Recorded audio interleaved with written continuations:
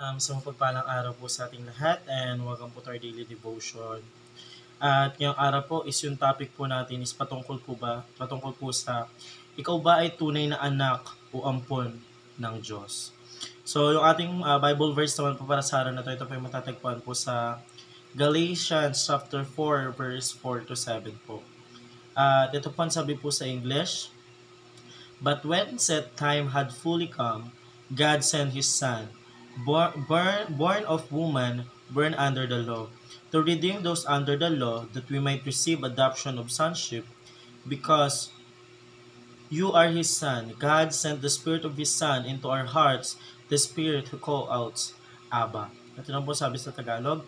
"Subalit nang dumating ang ganap na kapanahunan, isinugo ng Diyos ang kanyang anak, na ipinanganak ng isang babae at ipinanganak sa ilalim ng kautusan, upang tubusin ang mga nasa ilalim ng kautusan, upang matanggap natin ang pagkukup bilang mga anak.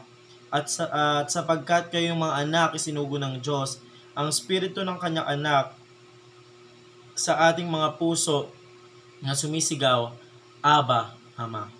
So yun po yung ating Bible verse po para sa araw na to. Ang para naman po sa ating teaching po or katuruan. Una po, there's only one Son of God.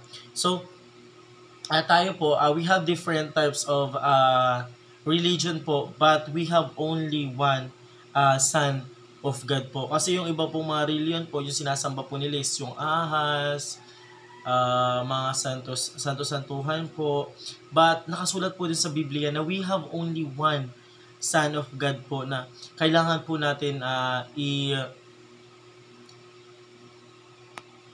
kailangan po natin sambahin, kasi hindi po tulad ng sabi ko kanina, hindi po tulad ng ibang religion po. Meron po silang iba't ibang uri po ng Diyosan po na kinikilala. But sabi nga po doon sa Bible po, we have only one Son of God to praise po. So, pangalawang katuruan naman po, we are adopted children through Jesus Christ.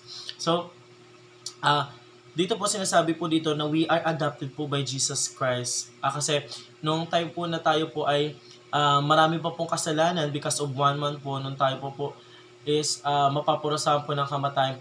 Niligtas po tayo ng ating Diyos Ama, pinadala niya po ang ating Jesucristo po para tayo po ay maligtas po doon sa mga kasalanan po na nagawa po natin. So that's why we have Jesus Christ adopted po.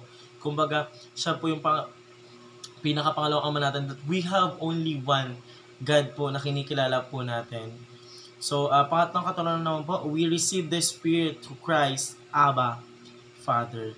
So, bilang mga Kristiyano po, we receive Jesus Christ po sa puso natin, kasi tayo po kasi mga Kristiyano is mahilig po tayong manalangin po or sumamba po sa ating Panginoon Diyos. Yun na po yung kinagisnan po natin bilang isang mga Kristiyano po, na mahilig po tayo sumamba kahit saan man po tayo mapunta. Ang ating Panginoon Diyos pa rin po siya pong sinasamba po natin kahit ano man pong gawin po natin. So, we receive the Spirit po of the Father kung sino po yung kumikilala sa Kanya or umiiyak po para sa Kanya, para lamang po sa panalangin po. So, yun naman po para sa araw na ito. Maraming salamat po sa pakikinig and see you po ulit bukas para po sa ating daily devotion.